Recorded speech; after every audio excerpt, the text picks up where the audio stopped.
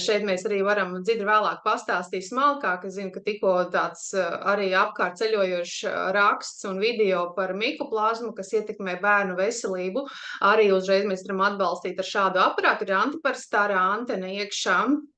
Un tiešām ir tik dažādas šīs funkcijas, ko mēs varam darīt, ja? Gan miega regulējošās, gan pret stresu, gan gremošanas sistēma, vai kam ir caurējs, tad var caurējai likt, kam ir aizcietējumi, var aizcietējumiem likt, ja? Nu, tur ir tik daudz visa, kā es varētu varbūt pēc brītiņa palasīt, kādas tās programmas ir, kā es saku, lai cilvēkiem rastos izpratne, ja, kādas tās iespējas ir.